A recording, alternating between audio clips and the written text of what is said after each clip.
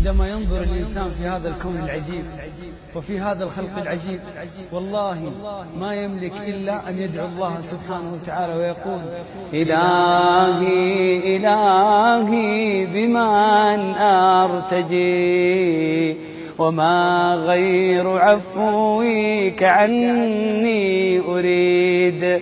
عبيدك قد أوصدوا بابهم، وما لي سواك إله العبيد، وما لي سواك إله العبيد. إلهي وقفت دموعي تسيل، وقلبي ببابك باك ذليل. فذنبي كبير وزادي قليل، فمنا علي بعفو جميل، فمنا علي بعفو جميل.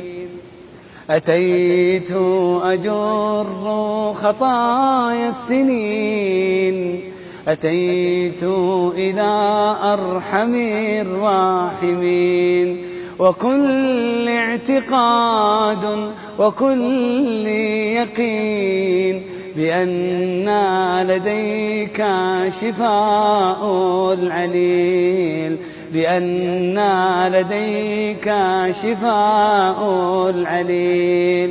سألتك مغفرة للذنوب وسترا لما مسنا من عيوب، فأنت إلهي طبيب القلوب، وأنت الذي تقل الذنوب، وأنت الذي تقل الذنوب.